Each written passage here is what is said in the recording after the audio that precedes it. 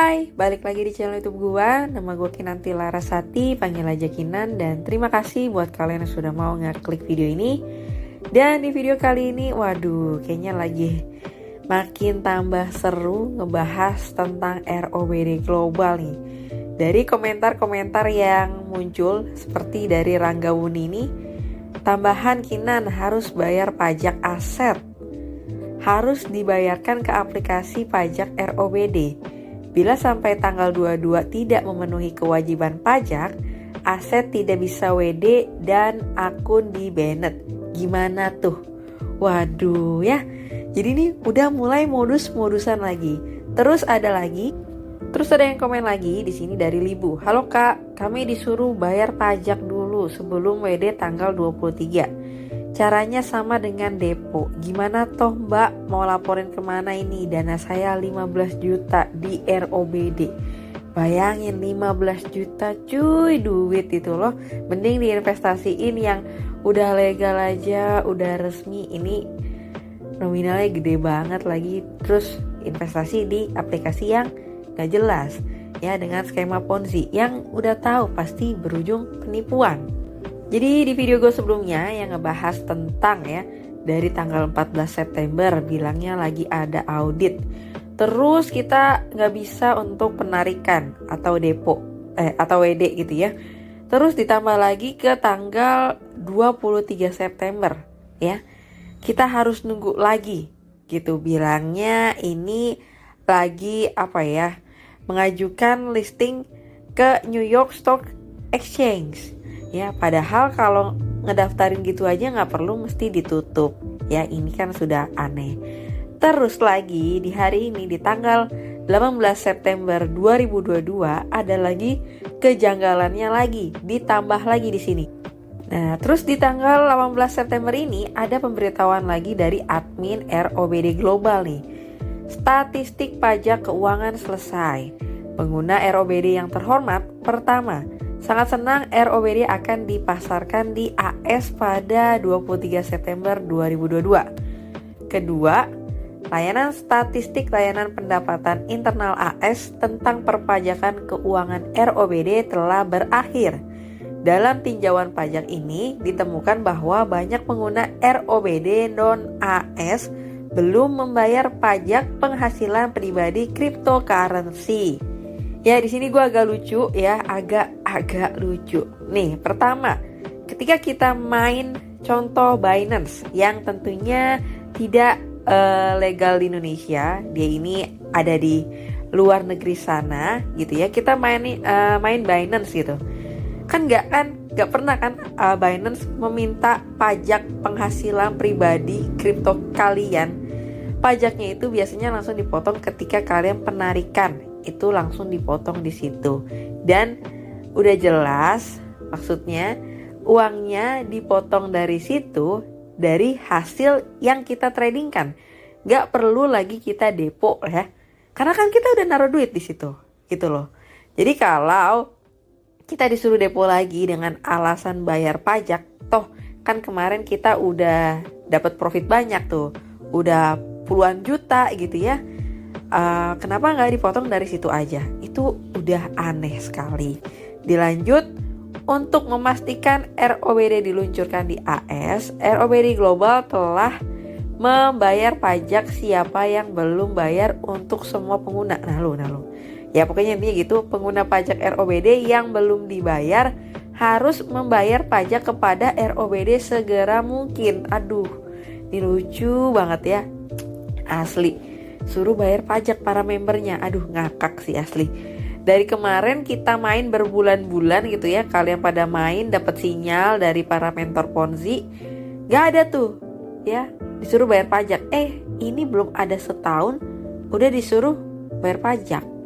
Aneh sekali. Dan menurut gue juga gak masuk akal ketika kalian main di platform apapun yang udah legal resmi disuruh bayar pajak. Ngakak gitu ya, asli. Lanjut, layanan pendapatan internal AS hari ini mengingatkan pengguna ROBD bahwa mereka yang belum membayar pajak penghasilan pribadi cryptocurrency harap melakukan membayar. Bahasanya ya.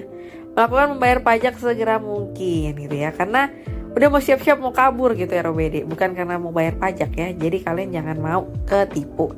Transaksi dalam cryptocurrency dikenakan pajak sesuai dengan hukum seperti transaksi di properti lainnya. IRS telah mengeluarkan panduan dalam pemberitahuan IRS 2014-21 untuk memproses transaksi dalam cryptocurrency, juga dikenal sebagai mata uang digital. Nah, standar pembayaran pajak penghasilan pribadi cryptocurrency adalah 20% dari saldo akun. Ini bisa banget gitu ya, 20%. Orang mah bayar pajak kayaknya nggak sampai, aduh. Yang ngerti perpajakan tolong komen bantu komen gitu ya, PPH. Terus yang lainnya perusahaan, contoh perusahaan apapun gitu ya, bayar pajak kayaknya ada aturan ya 20% mereka patok. Gue gak ngerti nih. Gak ngerti asli, bingung dah.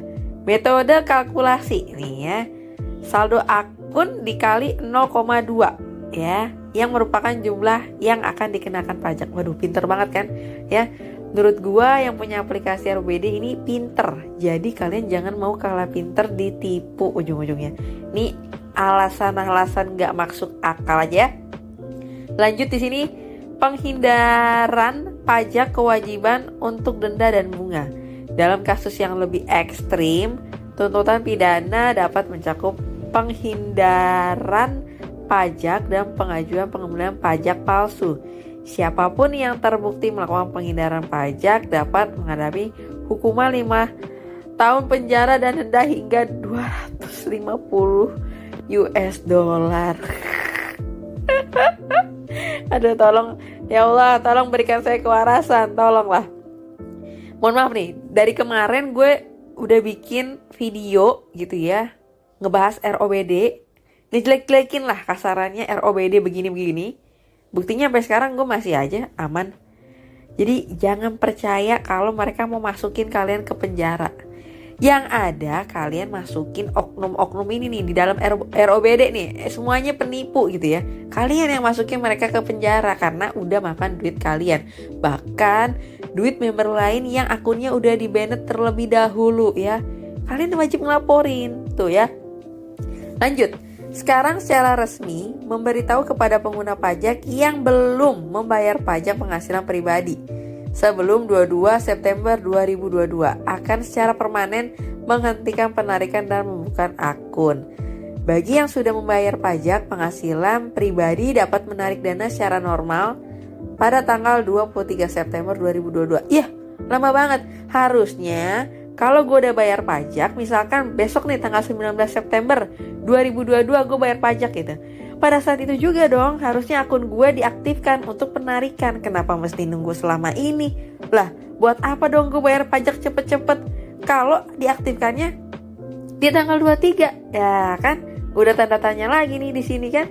Udah jelas ini culas, penipu culas. Jadi kalian jangan mau kalah pinter. Ini cuma omong-omong palsu saja. Lanjut, cara membayar pajak nih ya. Metodenya metode isi ulang. Aduh, gimana ya? Kalau kalian masih percaya, aduh please kalian jangan mau ya. Mereka ini udah para penipu komplotan yang kaya raya. Jangan mau percaya begitu saja kalian. Hati-hati. Oke, metodenya di sini ya, isi ulang. Mengisi ulang sebanyak yang Anda perlukan untuk membayar pajak. Nih, ROBD dengan ini berjanji bahwa isi di atas adalah benar dan efektif. Jangan khawatir ya, lagi-lagi ROBD telah diatur oleh MSB. Ngawur gitu ya. Terus ya udah begini doang nih ya keterangannya. Ya, sekarang gini, kalau bayar pajak atas penghasilan pribadi, kalian warga Indonesia tahu dong bayarnya kemana? Direktorat Pajak ya, sebagai wajib pajak. Pajak penghasilan, pajak yang lainnya gitu ya. Kalau main kripto dipungut lagi begini, ini ngaco total sih. Kalau emang disuruh bayar pajak gitu ya, harusnya di awal-awal kalian bermain juga harusnya kalian dipungutin pajak gitu ya. Seenggaknya pajak itu ya per tahun lah pada umumnya. Ini belum jalan setahun aja udah minta-minta gini. Kayak contoh pajak motor, mobil, kendaraan atau perusahaan PPh 23 ataupun yang lainnya gitu ya. Jadi kalau kayak gini ya jangan begitu saja mudah percaya. Ini udah jelas penipuannya di sini ya. Lucunya lagi nih ya, untuk alasan rabat pajak tidak dapat dikurangkan dari akun. Aduh aneh banget. Jadi misalkan di akun kalian udah profit 20 juta ya. Terus kalian itu bayar pajak nggak bisa tuh dipotong dari profit kalian yang ada di akun. Jadi wajib depo lagi. Ini dari sini kan udah jelas ya bohongnya, nipunya. Terus alasan lagi nih, tidak bisa karena peninjauan pajak di IRS didasarkan pada saldo sebenarnya dari semua akun pengguna. Oleh karena itu perlu membayar pajak penghasilan pribadi sesuai dengan saldo rekening yang ada. Aduh, tambah malah ngaco lagi di sini kan? Lucu lagi nih. Kabuir, kenapa ROBD nggak bayar pajak ke pemerintah Indo dan kantornya di Indonesia sesuai MBS, MSB gitu ya. Jadi emang bener nih, harusnya bayar pajaknya ke Indonesia dong, jangan ke pemerintah luar. Nah di sini ada salah satu komentar yang paham pajak nih. Saya kerja di ini ya, kantor pajak Pratama Sumbawa, jadi sangat paham dengan perpajakan. Aturan pajak di Amerika dan Indonesia hampir sama, hanya beda di tarif. Dan PPh di Amerika itu 42,9%, bukan 20%. Kalaupun sudah ditanggulangi oleh ROBD, para wajib pajak berhak menerima tanda bukti setoran pajaknya. Apakah ada tanda bukti itu dikirimkan ke masing-masing personal? Mohon penjelasan admin. Waduh, cerdas nih ya. Ditanya nih, tapi dari tadi aja udah jelas ini ya, model-modelan skema ya, tarik ulur persiapan mau kabur. Jadi ya stop naruh duit di ROBD ataupun stop lah ya kalian bermain Ponzi. Terus ada lagi nih kekesalan keseluruhan ya. Disuruh bayar pajak lah, deposit lah dapat 300% lah, WD diundur lah. Sebenarnya udah tahu sih ujung-ujungnya mau kemana. Member barunya hanya bisa menyesali. Untuk yang udah depo banyak dan sampai berhutang, semangat, semoga ada jalan lain untuk bayar ya. Kalau gue saran ya kalian gak usah mainan aplikasi skema Ponzi, karena memang ujung-ujungnya cuma penipuan aja ya. Arti kata lainnya ya scam.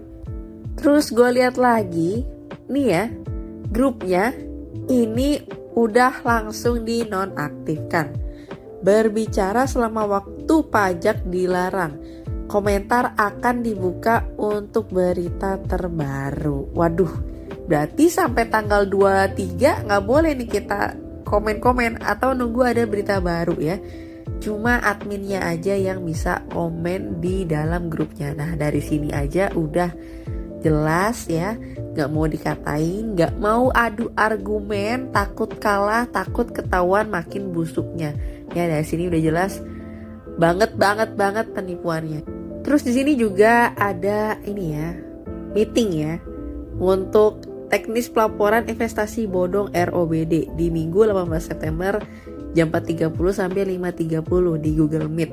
Ya jadi mereka nih pada berkumpul untuk mencari solusi, untuk mencari gimana baiknya. Tapi ya kalau ujung-ujungnya nanti ada aplikasi baru lagi muncul dengan ya model modus-modusan yang lainnya, tapi cuma Ponzi doang, ya menurut gue percuma sih diadakan pertemuan, karena orang-orang seperti ini sebenarnya doyan ternyata main Ponzi ya. Jadi buat orang awam jangan begitu mudah percaya dengan iming-iming keuntungan besar, dengan investasi yang mudah, yang ringan dan gampang gitu. Jangan mudah percaya.